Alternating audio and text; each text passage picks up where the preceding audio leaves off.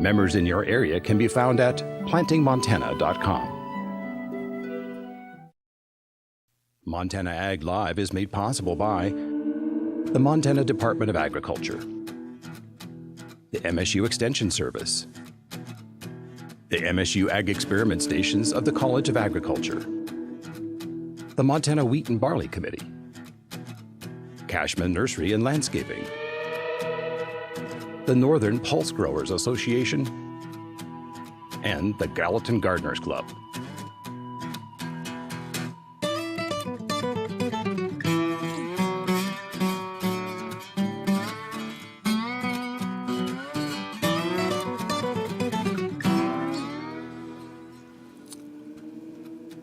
Good evening. You are tuned to Montana Ag Live, originating tonight from the studios at KUSM on the very dynamic campus of Montana State University, and coming to you over your Montana Public Television system.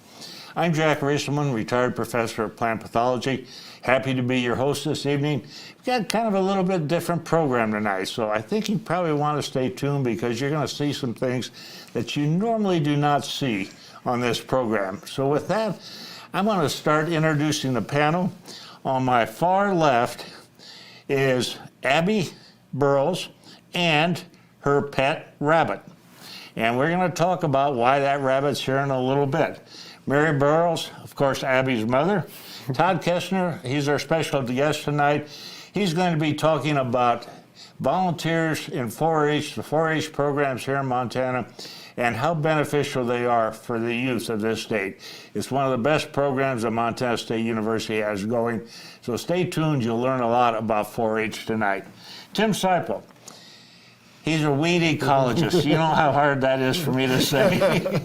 He's a weed scientist. I have to get it out that way. But if you got questions about weeds, and as I've said before, if you live in Montana, you have weeds, and he can answer the questions as best of anybody we have around here. Abby Burrows. Abby is our extension horticulturalist, and if you have questions about how to store your vegetables, what you need to do to put your plants to bed for the winter, take care of those down trees that we had last week in a lot of the states, call in with your questions tonight and we'll get them to Abby. Answering the phone here in the studio is John Holly, and remotely tonight, we have Judge Bruce Lobo, who is a retired water court judge, chief water court judge for the state. So with that, your phone number's on the screen. Start calling the questions in.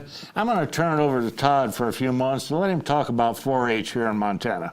It's all yours, Todd. All right. Well, Jack, thanks for having me. I really appreciate it. This is a very fun opportunity for us, and I get a chance to talk about what you were very flattering with your introduction, and I appreciate that.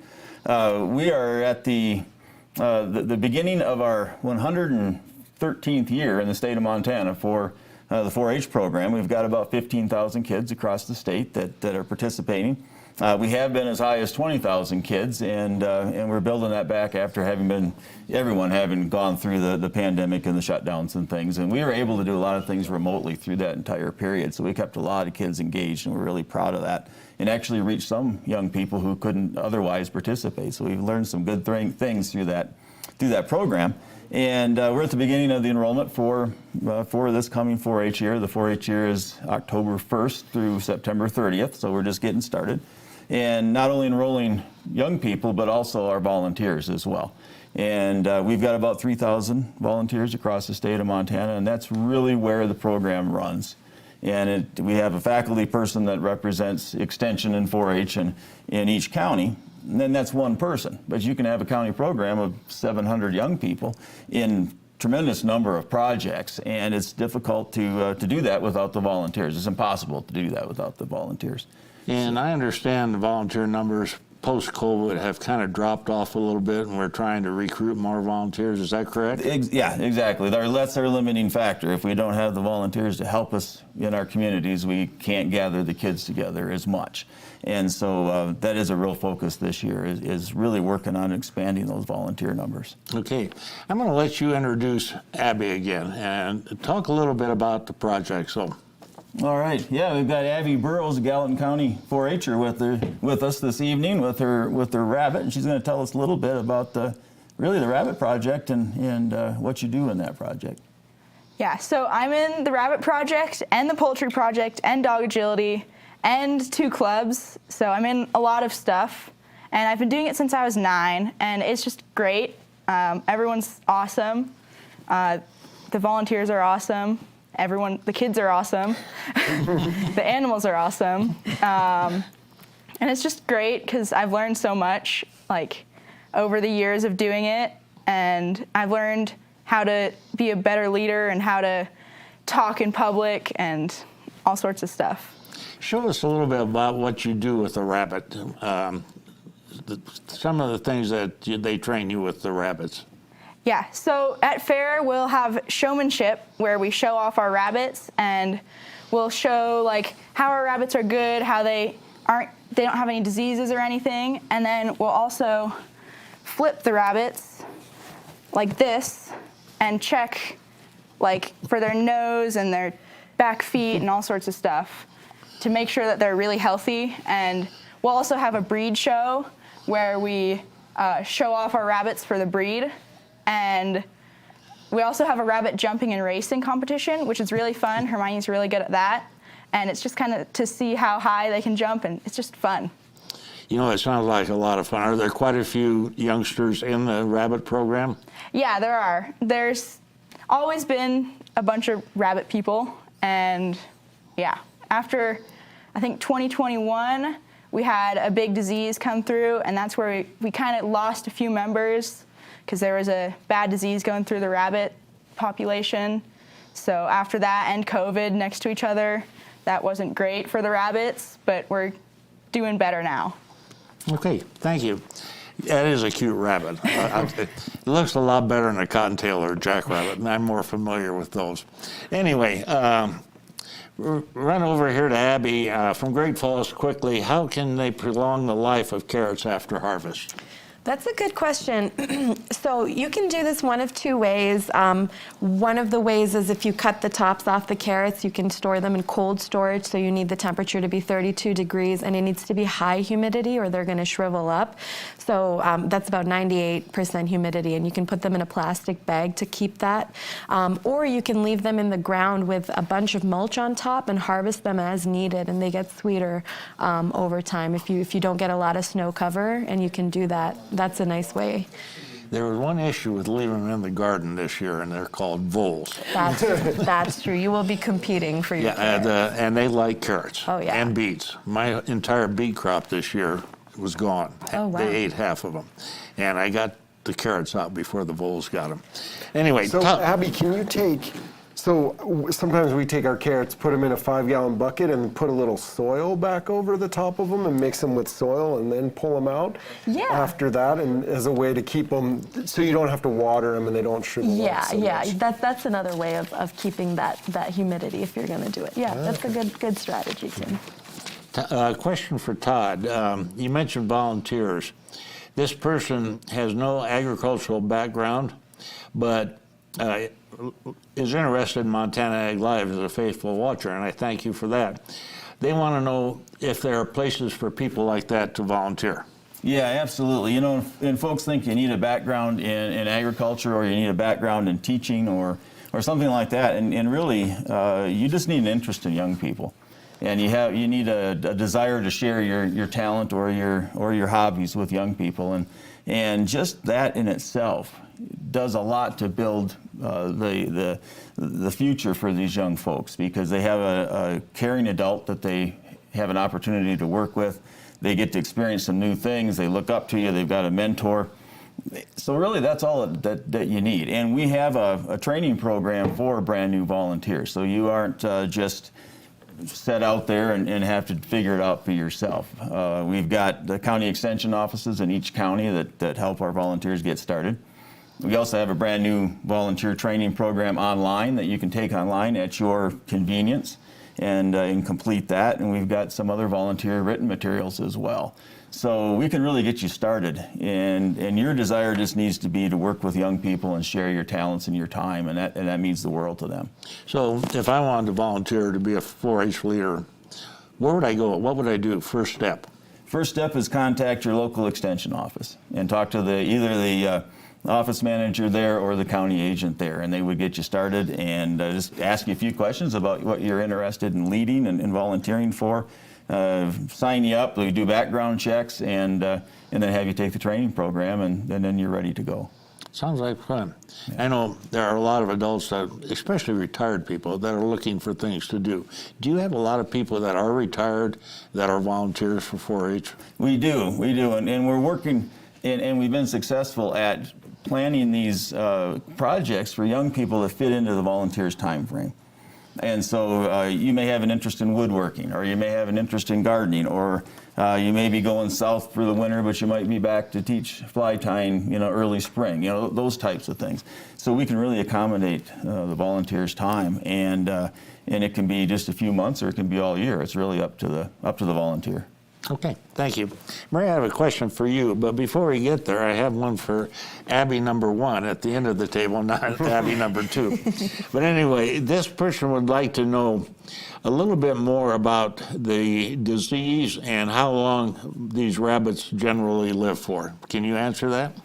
Yeah, probably. So the RHDV2 rabbit disease, I think it's from like Australia, and so it's really super deadly. I'm pretty sure we don't have too much of a problem with it anymore, or at least we're doing the rabbit stuff without, but then we're doing lots of health checks and stuff, but it's like super deadly with super quick. And there's a vaccination.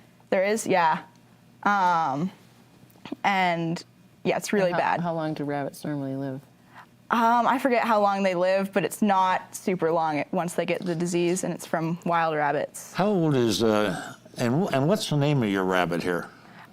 This is Hermione, and I think she's about 5-ish, I'm pretty sure. So she's getting older now, but yeah. I'll say this, that rabbit is better behaved than my 2 golden retrievers. So, from Sydney, and also from the Miles City area, I believe, MC, so I assume that's Miles City. This person has heard that Palmer amaranth is moved closer to Montana, and they're concerned about it. You want to talk about that a little bit?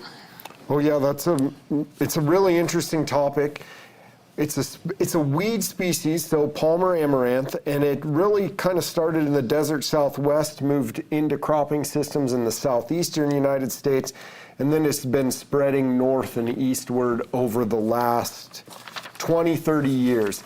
And it's a weed that is related to redroot pigweed, so we're familiar with it in some of our different cropping systems, but it's never made it into Montana. It's spread now into, I think, more than 10 counties in North Dakota. And it's a really problematic weed because it's developed a lot of herbicide resistance. And so glyphosate doesn't work on it anymore, basically. It really started in the southeast United States when Roundup Ready soybeans came out, Roundup Ready cotton, and those things. We used a lot of Roundup on it. It evolved resistance to Roundup, began spreading further and wider.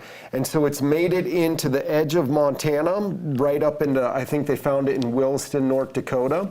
It's something we really have to be on the lookout for. Its biggest vector into the state of Montana has been through millet seed, actually. So the seeds of Palmer amaranth are really tiny, like millet seed, and so it's hard to clean. And a lot of our millet seed supplies comes from Nebraska, South Dakota, Kansas, in those areas where they have a whole lot of Palmer amaranth and a whole lot of resistance.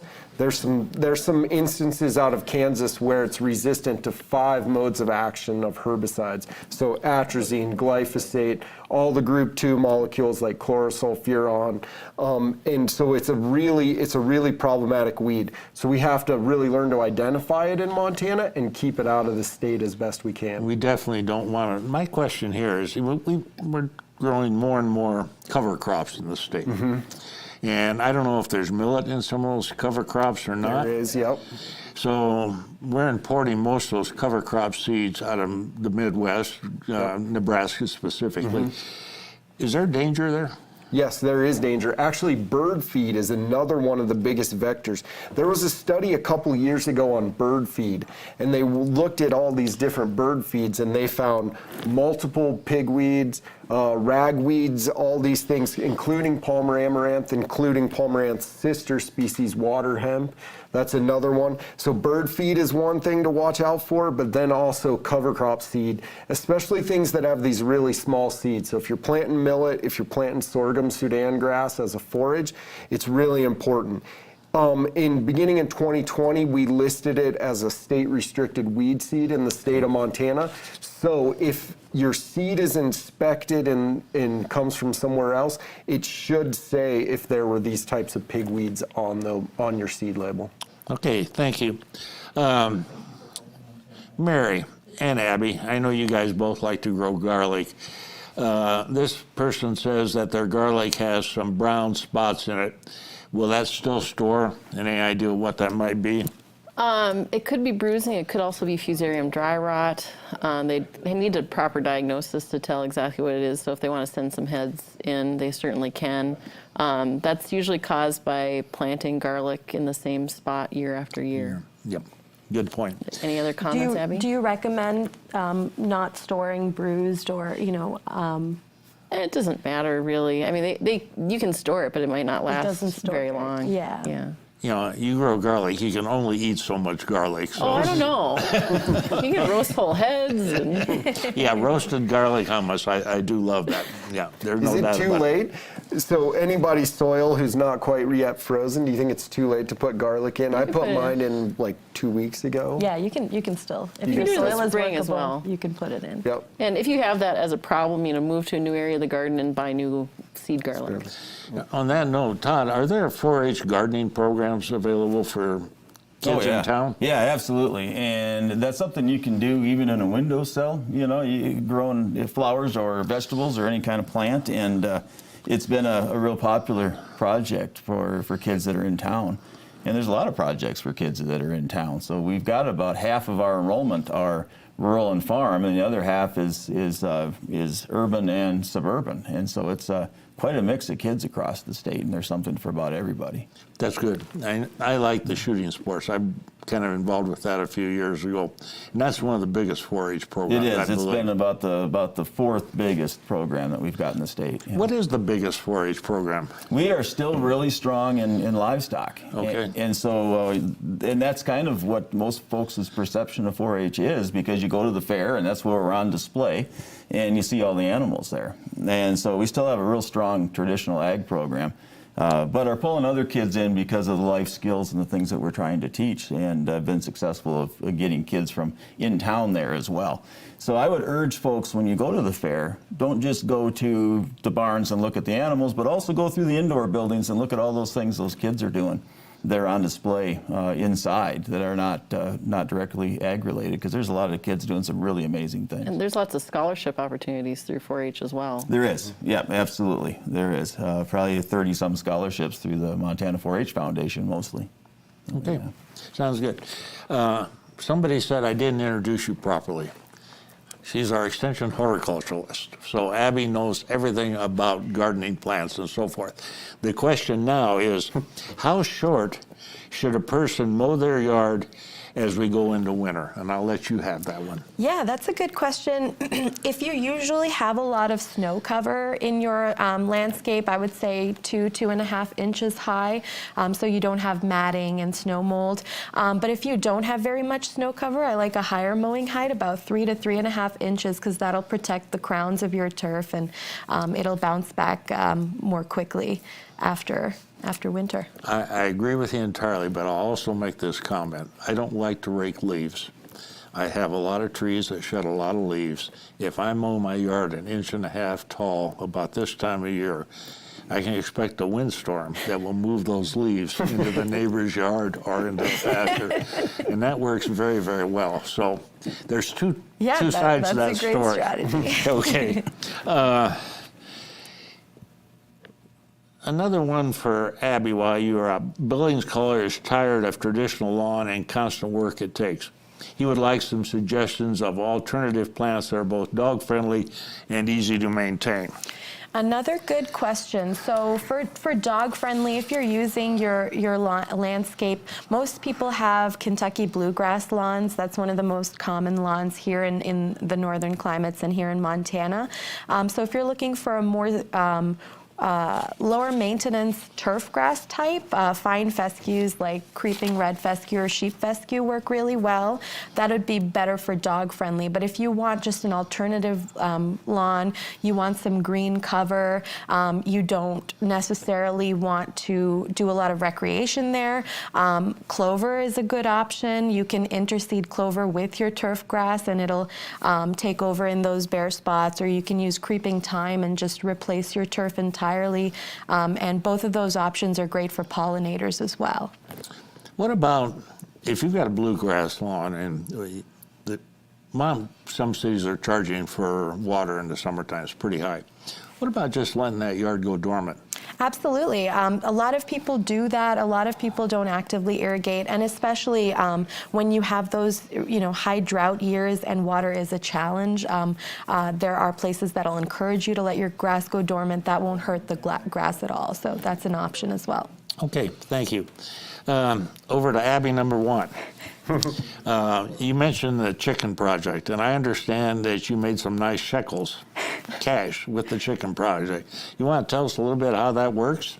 Yeah, so I was in the Market Chicken Project. So I raised, I think, 6 chickens, but I had a few extras that I sold in the market sale at the end of fair, and I made over $2,000. So it's a good thing to make money if you want to do that. And that was, I think, 8 weeks of raising those chickens, and it was great. Now, it sounds pretty good. Can I do that now?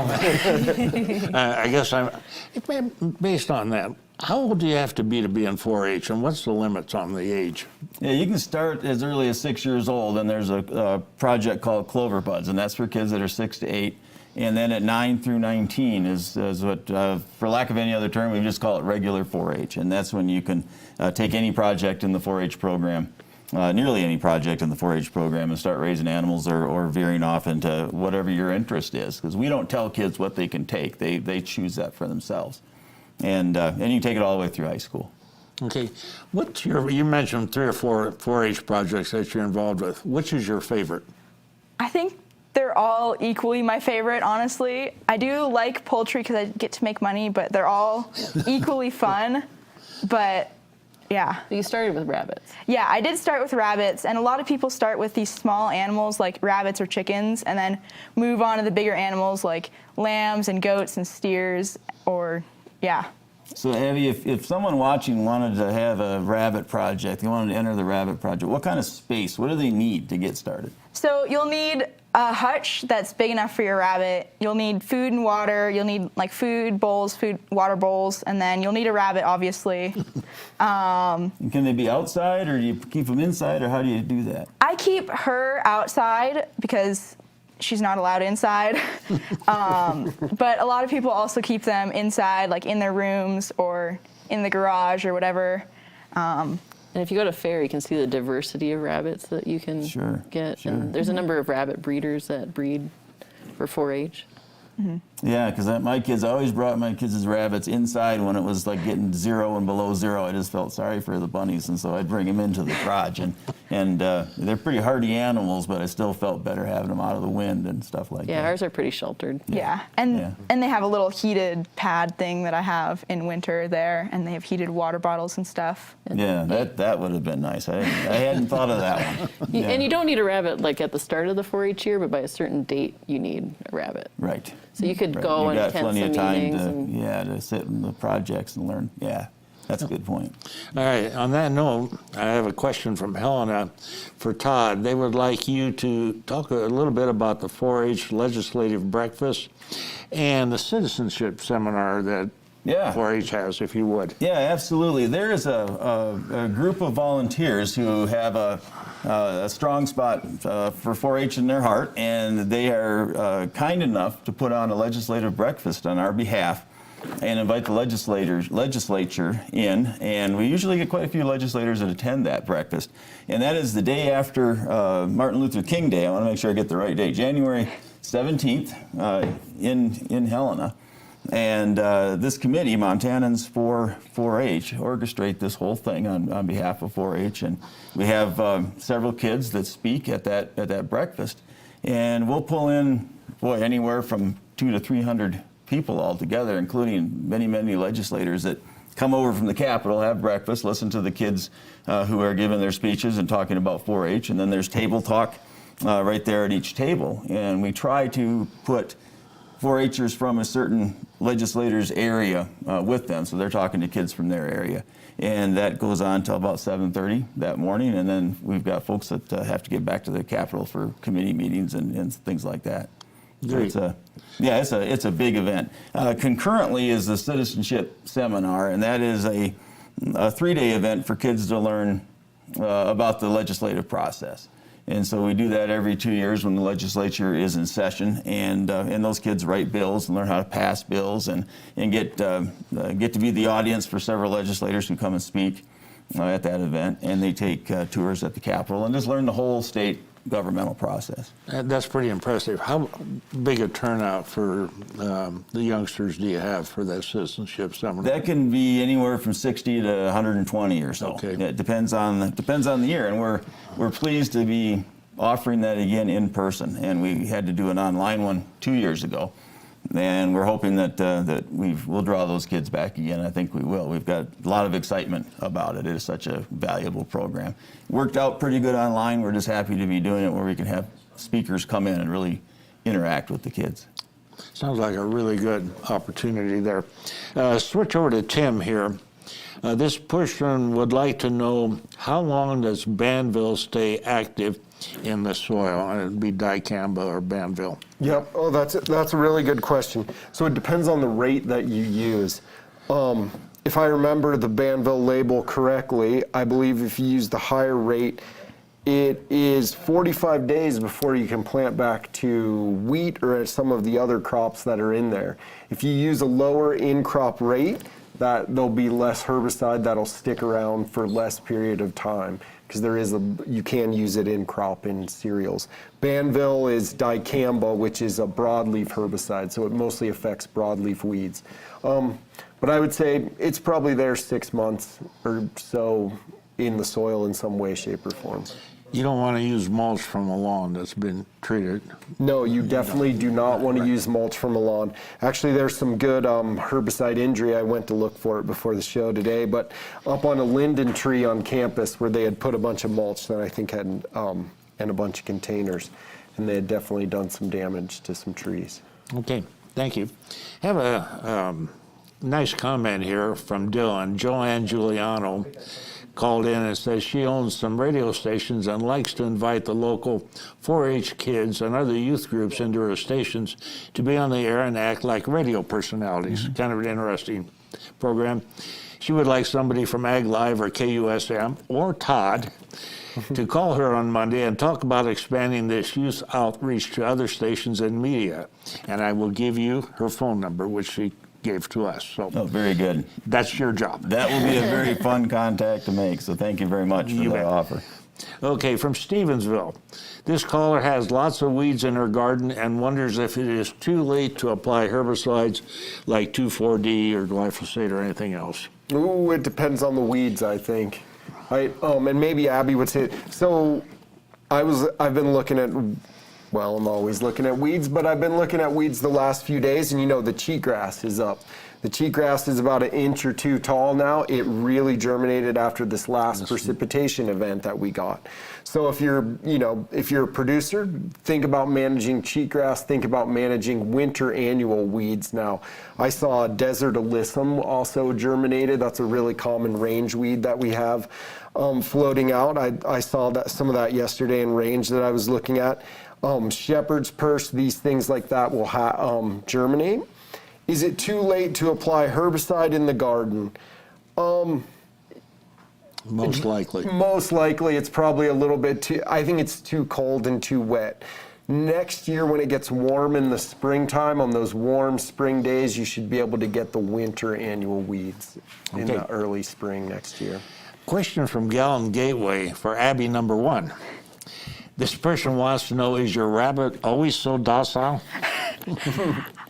Most of the time at fair, she's pretty like calm and stuff, but after a while of being handled, sometimes she does get a little like antsy and not like it too much. Like all day during showmanship and the breed show day, she does get kind of antsy towards the end, but normally she is pretty calm, and that's probably partially because she's kind of old now, and yeah. Okay. You know, you do have a leash for it, am I correct? Yep. You take it for walks?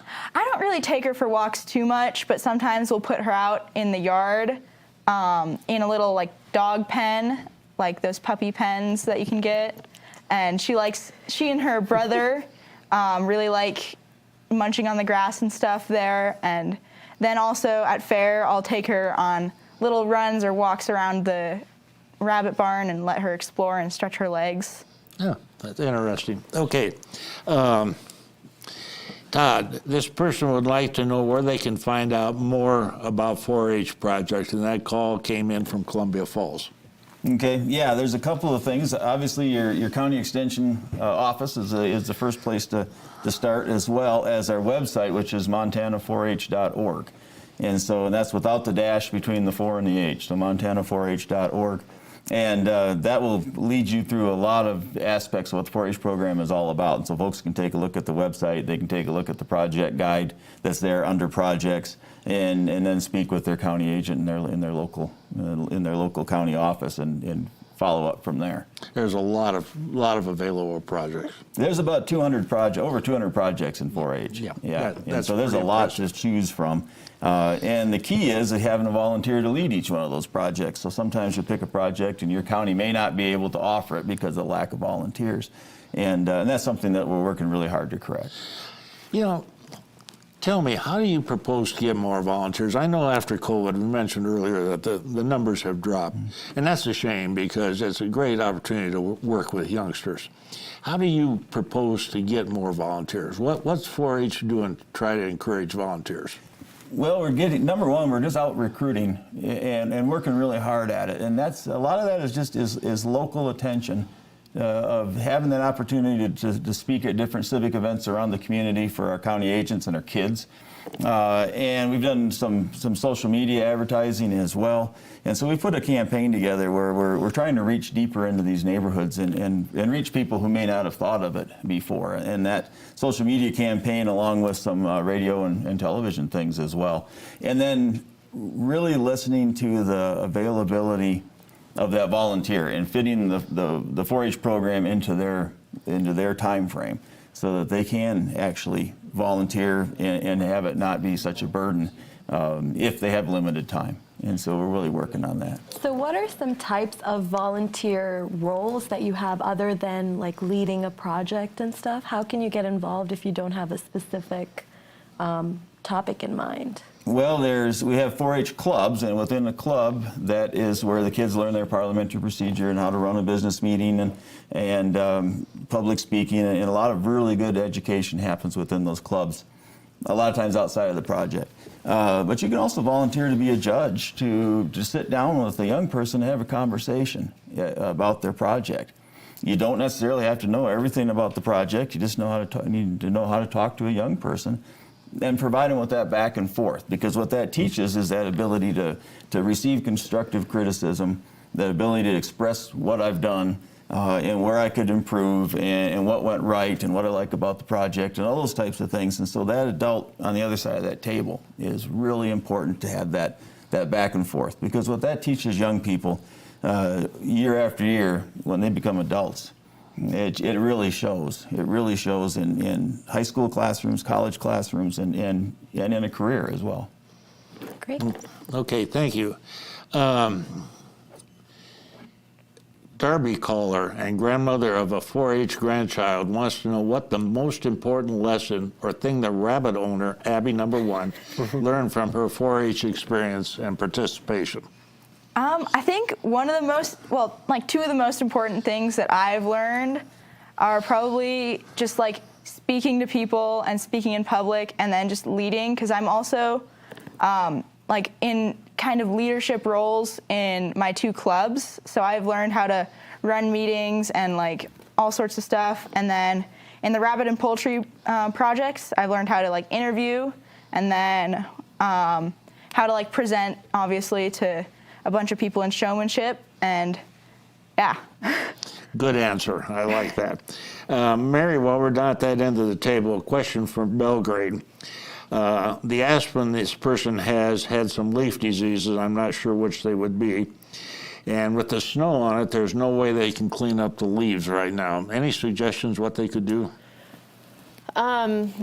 You can use fungicides, but usually those, like Marsanina blight, really doesn't do much damage unless it would repeatedly defoliate the tree year after year. What do you think, Abby?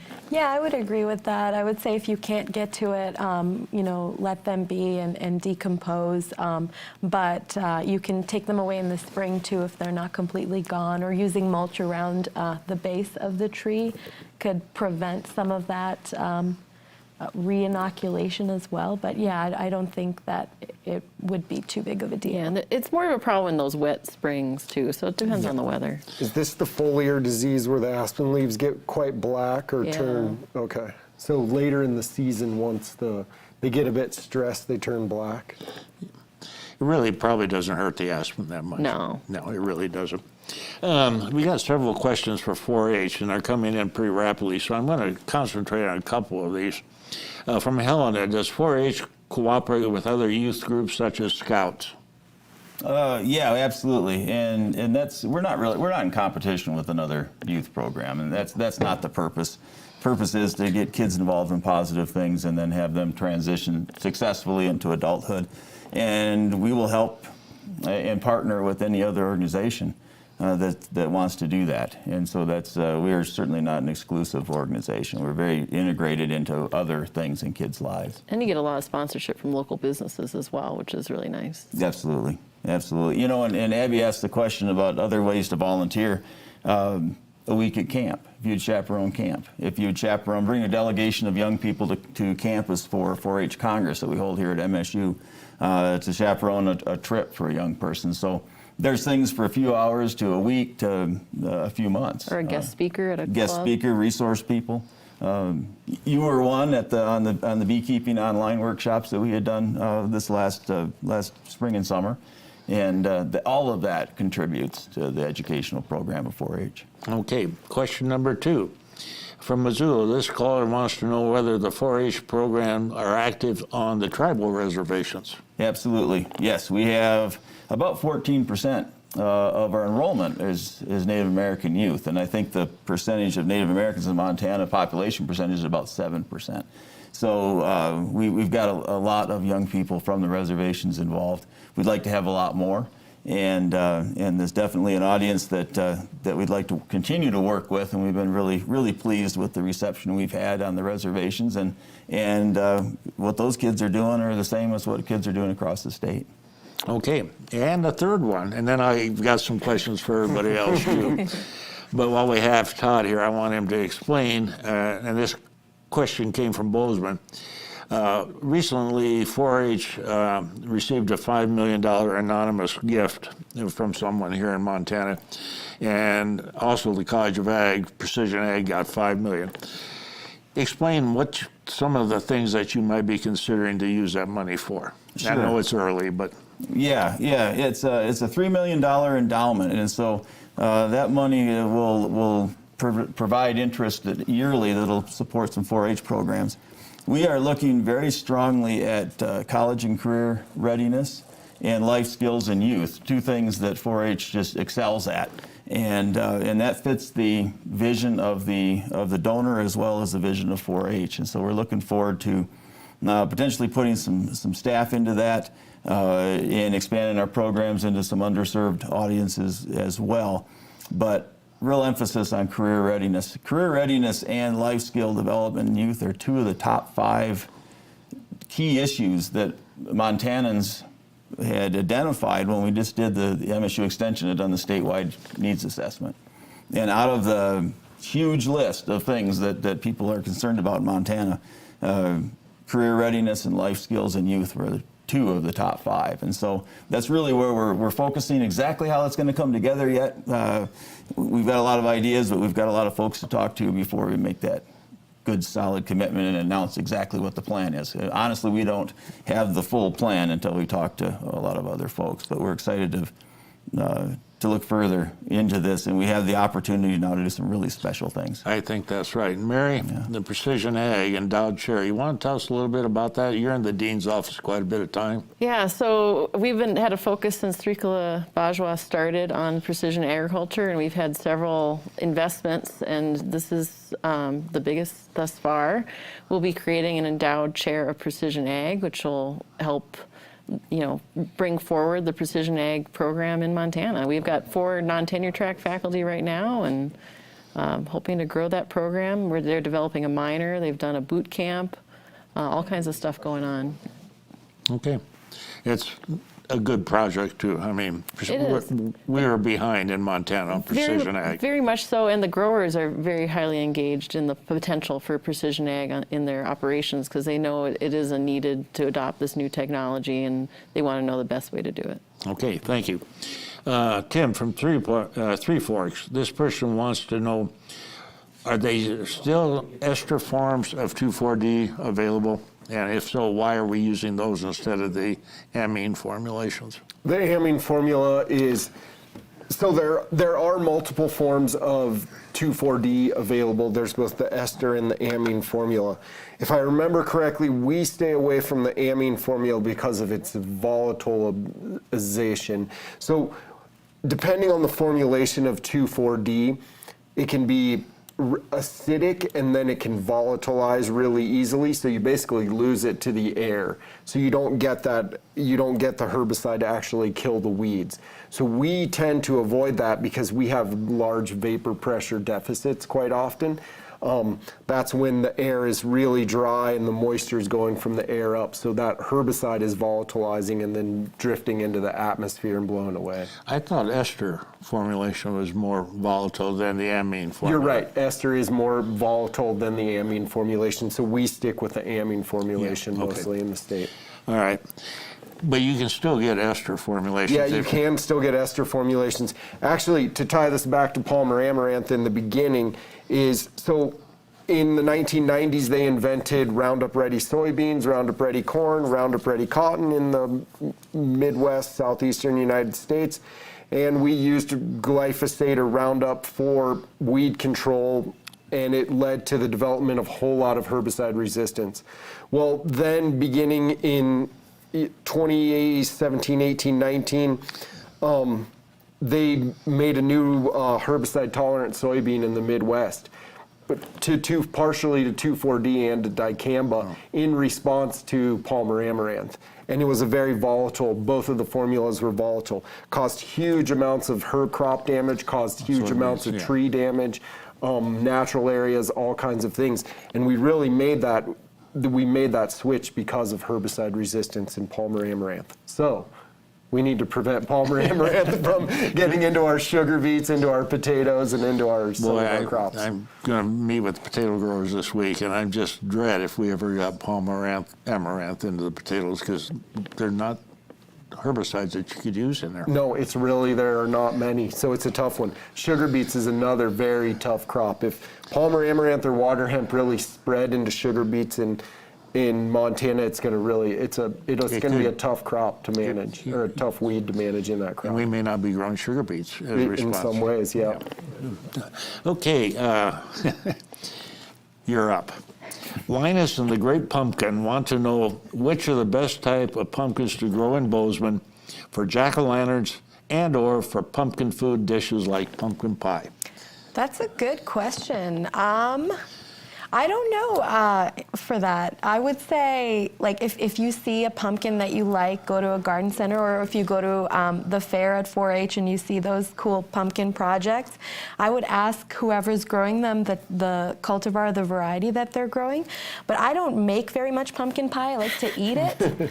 So I don't know. Does anyone There's a here bunch think? of really small varieties. Yeah. I've grown various ones over the years, kind of depending on seed availability. Another good resource would be the Gallatin Gardener Club or one of the Yeah. local garden clubs. I had Howden pumpkins. That was a good jack-o'-lantern pumpkin this year, but really only one good jack-o'-lantern pumpkin per plant. So, you know, it takes up quite a bit of space. Gourds do really well. Yeah, gourds and winter squash. Yes. Pumpkins are a bit harder. Yeah. You know, my favorite pumpkin variety is those that come in cans. That's the easiest way. I'm going to bring you a pie, Jack. I'll take you up on You that. know, Pete Fay, he was formerly faculty at MSU, he grew his pumpkins in Billings, actually, and not He in did. Gallatin Valley. And you know who grew them over there for him? Who's that? Nina and Walt Zydak, Oh, okay. who is now director of the Montana Potato Improvement Association and sits in this chair quite often. Comment from Corvallis, I appreciate this. Caller wanted to share her thankfulness for Montana 4-H. Her 3 kids were able to attend school thanks to the money they raised from 4-H projects.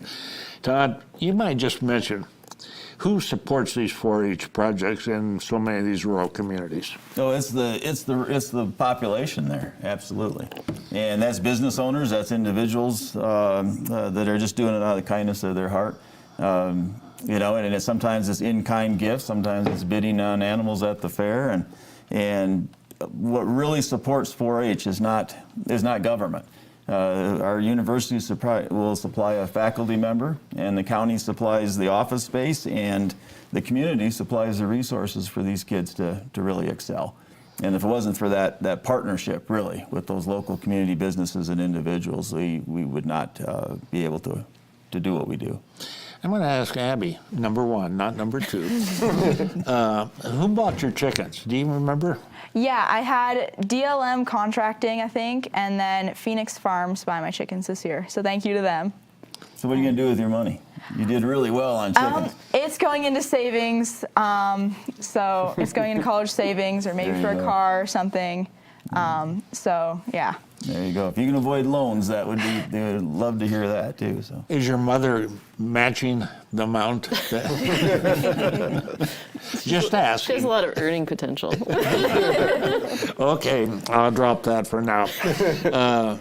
Todd from Bozeman. Interesting question. Is there a 4-H or extension program for students that are just beginning college?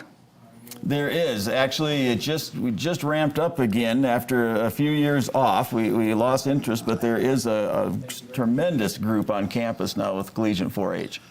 And so that started back up here at MSU just this school year, and we're really pleased with that. We've got some really high qualified and accomplished young people that have gone from high school to transitioning into MSU into college and have stepped forward and said, hey, we want to get this going. So we've got a group of about 30, 35, maybe even 40, depending on how many stay involved. They gathered in my backyard in August and played some cornhole, and we talked about 4-H, and they're planning to help out across the state with 4-H programs as examples of what 4-H can do for you, and we're really excited about that. Okay, I want to have you up.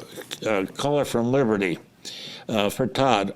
And I don't know what this is, but are there any self-determined projects still available? What is a self-determined 4-H project? Self-determined would be a project that may not yet be offered officially through 4-H. So we may not have a curriculum for it. It may be a very limited type of project because there's an interest of a young person who has just a narrowed and specific interest in something, and they want to kind of design the program for themselves. And they can do that. And they just work with their county agent and their 4-H club leaders, and they put together a set of goals, try to find some resources for that project, and then can continue with that because that was something that they're interested in doing. And so if you don't find something in that over 200 number of projects that we have, there is an opportunity to do some special things on your own depending on a specific interest that you might have. Are there quite a few people that have self-determined projects? There's not a ton of them. Okay. Yeah, it's relatively limited, and that's not by any design of ours. That's just because most kids have found, at least get started in the 200 projects that we offer. But it is out there as an opportunity for a young person as well.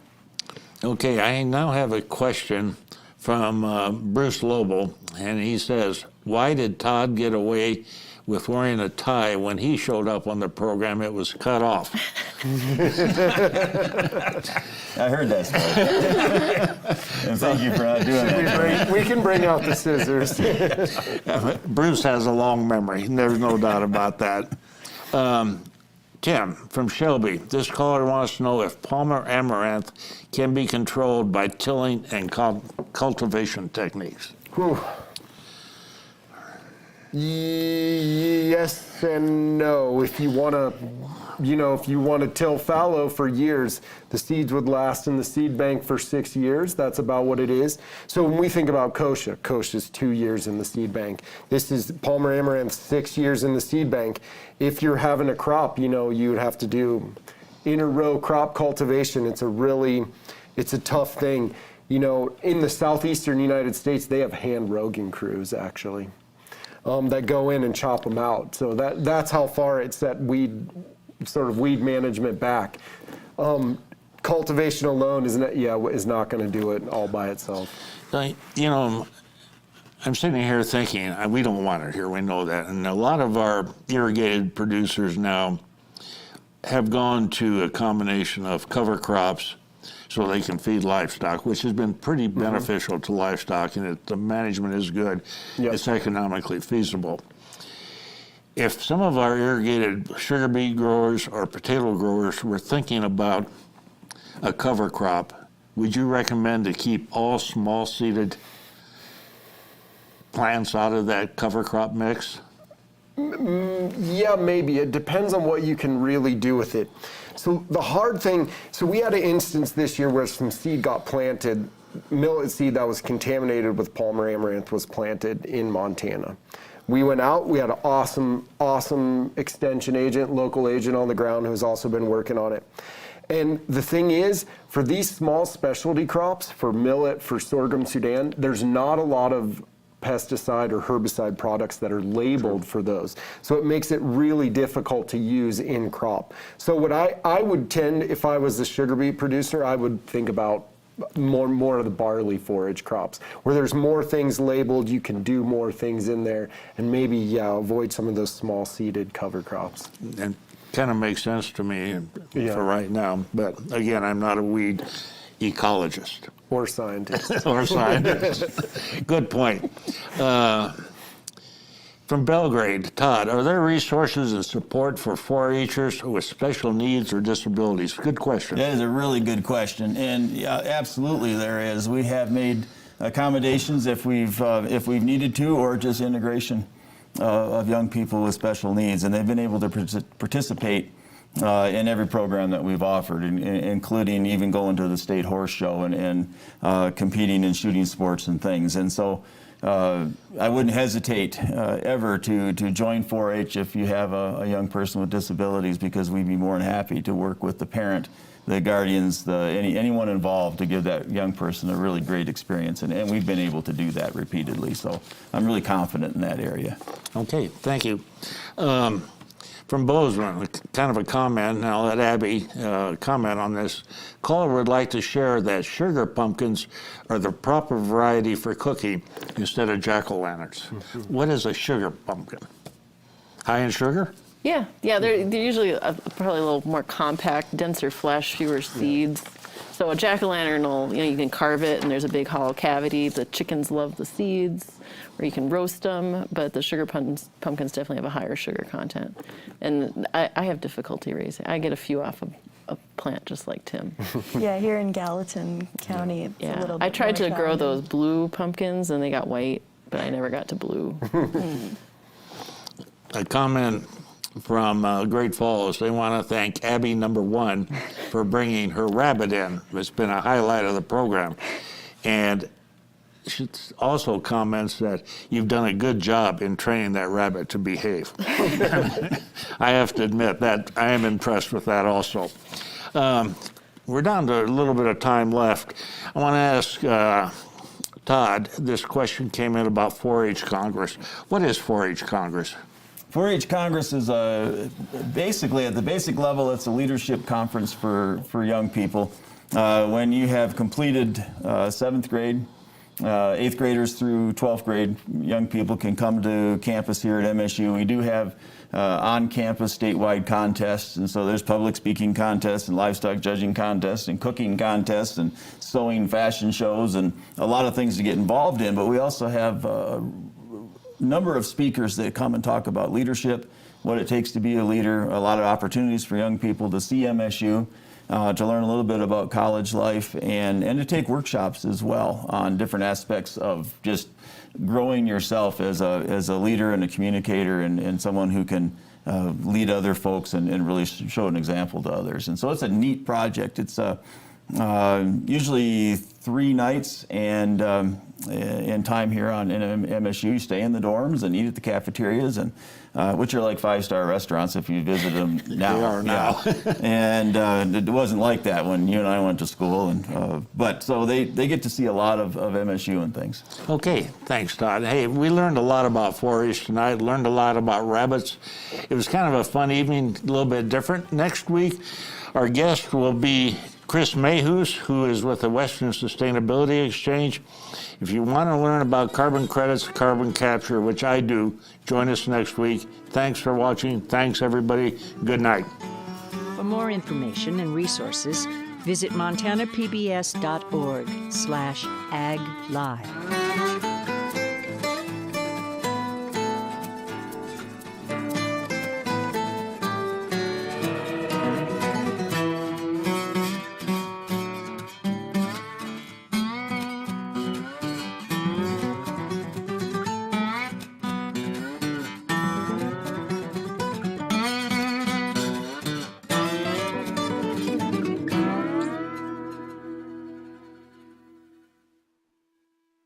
Montana Ag Live is made possible by the Montana Department of Agriculture, the MSU Extension Service, the MSU Ag Experiment Stations of the College of Agriculture, the Montana Wheat and Barley Committee, Cashman Nursery and Landscaping, the Northern Pulse Growers Association, and the Gallatin Gardeners Club.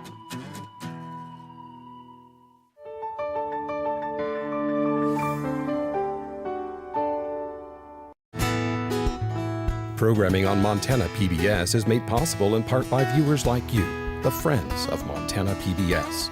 Thank you. And by the Montana Farmers Union, a grassroots organization working for family farmers, ranchers, and rural communities. Online at montanafarmersunion.com.